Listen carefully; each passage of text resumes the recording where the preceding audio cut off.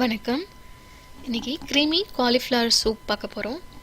இது நம்ம நார்மலாக சூப் குடிப்போம் இல்லையா, கொஞ்சம் தின்னாக வாட்டரியாக இருக்கும். அந்த மாதிரி இல்லாமல் இது கொஞ்சம் திக்காக இருக்கும். ஸோ இதை வந்து ஒரு மீலாக நம்ம சாப்பிடும்போது நமக்கு ரொம்ப நேரம் பசிக்காமல் இருக்கும். இதை எப்படி செய்கிறதுன்னு பார்ப்போம். ஒரு ஃபுல் காலிஃப்ளவர் இதுக்கு தேவைப்படாது. இப்போ நான் ஒரு 2 பேருக்கு தேவைப்படுற மாதிரி செய்ய போகிறேன். ஸோ இவ்வளோ காலிஃப்ளவர் ஃப்ளாரட்ஸ் எடுத்தோம்னா போதும்.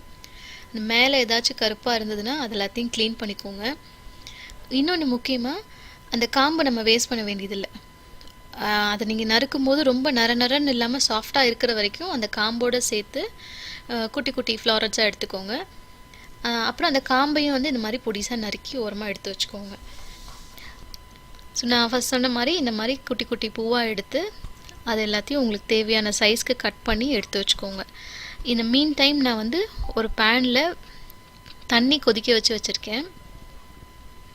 இப்போது இந்த கட் பண்ண பூ எல்லாத்தையும் வந்து ஒரு பவுலில் போட்டுட்டு கொதிக்க வச்ச தண்ணியை அதில் ஊற்றிடுங்க. ஒரு ஸ்பூன் உப்பையும் சேர்த்து நல்லா கலந்து வச்சுட்டு ஒரு 10லேருந்து 15 நிமிஷம் அது ஓரமாக இருக்கட்டும்.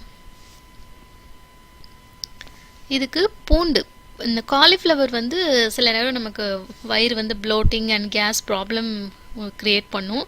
அதனால வந்து கொஞ்சம் பூண்டு சேர்த்துக்கிட்டோம் அப்படின்னா அதுக்கும் ஹெல்ப் பண்ணும், டைஜஷனுக்கு ஹெல்ப் பண்ணும், அண்ட் அதோட டேஸ்ட் வந்து நல்லாயிருக்கும். அந்த பட்டரோட கார்லிக்கை வதக்கி அரைக்கும் போது ஒரு டேஸ்ட் வந்து ரொம்பவே நல்லாயிருக்கும். 3 பல்லு பூண்டு எடுத்திருக்கேன். உங்களுக்கு தேவைக்கேற்ப நீங்கள் வந்து இன்னும் கொஞ்சம் அதிகமாகவோ இல்லை கம்மி பண்ணிக்கோங்க. இது மாதிரி பொடிசாக நறுக்கிக்கோங்க. ஒரு பேனில் 1 டேபிள் ஸ்பூன் பட்டர், நீங்கள் பட்டர் இன்னும் கூட அதிகமாக வேணாலும் சேர்த்துக்கோங்க. நறுக்கி வச்சுருக்கிற பூண்டை வந்து ஃபஸ்ட்டு வதக்கிக்கோங்க. பூண்டு வந்து நல்லா ஒரு லைட் கோல்டன் ப்ரௌன் வர அளவுக்கு வதக்கிக்குவோம். இப்போது நான் தண்ணியில் போட்டு வச்சுருந்தேன்ல காலிஃப்ளவர் ஃப்ளாரட்ஸ், அதை வந்து நல்லா வடிகட்டி எடுத்துகிட்டு அதை இதில் சேர்த்துக்கிறேன். ஒரு 2லேருந்து 3 நிமிஷம் வந்து இப்படி வதக்குனிங்கன்னா அந்த பட்டர் வந்து நல்லா அந்த காலிஃப்ளவரில் ஃபுல்லாக கோட் ஆகும். ஒரு 3 மினிட்ஸ் நல்லா வதக்கி விட்டுக்குவோம்.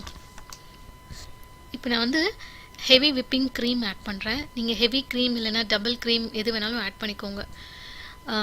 இது இல்லை அப்படின்னா கோகோனட் மில்க் சேர்த்துக்கோங்க. நான் க்ரீம் சேர்த்ததுனால க்ரீமும் ஒரு அரை டம்ளர் தண்ணியும் சேர்த்துருக்கேன்.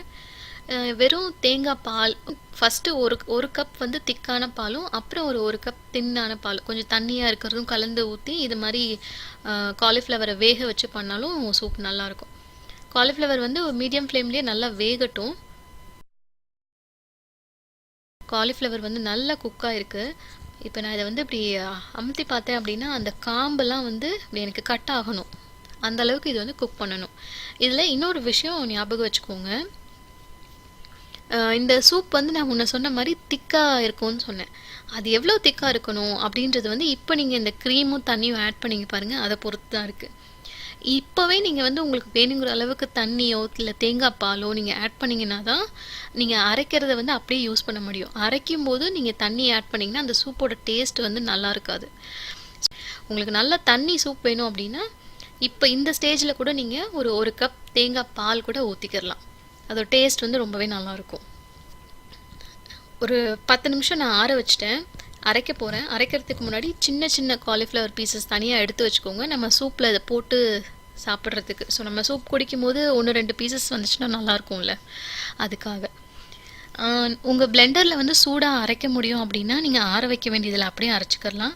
அதே மாதிரி ஹேண்ட் பிளெண்டர் இருந்தாலும் நீங்கள் உடனே அரைச்சிக்கிறலாம். நான் வந்து ஒரு 10 நிமிஷம் இதை ஆற வச்சுட்டு இப்போ நான் இதை பிளெண்ட் பண்ண போகிறேன். பிளெண்ட் பண்ண சூப்பை வந்து ஒரு பவுலுக்கு மாற்றிக்கோங்க. நம்ம தனியாக எடுத்து வச்சுருந்தோம் இல்லையா காலிஃப்ளவர், அதையும் சேர்த்துக்கோங்க. அவ்வளோதான், நம்மளோட க்ரீமி காலிஃப்ளவர் சூப் ரெடி ஆகிடுச்சு. இந்த பாருங்கள் எவ்வளோ திக்காக இருக்குன்னு பாருங்கள். நம்ம நார்மலாக சூப் வந்து தண்ணியாக குடிப்போம் இல்லையா, அது மாதிரி இல்லாமல் இது வந்து ஒரு மீலாக நம்ம சாப்பிட்றதுனால இது மாதிரி திக்காக இருந்துச்சுன்னா நமக்கு ரொம்ப நேரத்துக்கு பசி தாங்கும்.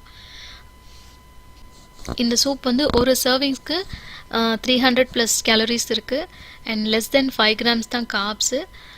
ஆல்மோஸ்ட் 30+ grams வந்து நமக்கு ஃபேட் கொடுக்குது. ஸோ இது கீட்டோ அண்ட் பாலியோவுக்கு ரொம்ப ஆப்டான ஒரு ரெசிபி இது. இந்த சூப் நீங்களும் ட்ரை பண்ணி பாருங்கள், எப்படி இருக்குன்னு சொல்லுங்கள். இந்த வீடியோ பிடிச்சிருந்ததுன்னா லைக் பண்ணுங்கள், ஷேர் பண்ணுங்கள். மறக்காமல் ஹேம்ஸ் லாபி சேனலை சப்ஸ்கிரைப் பண்ணுங்கள். தேங்க்யூ.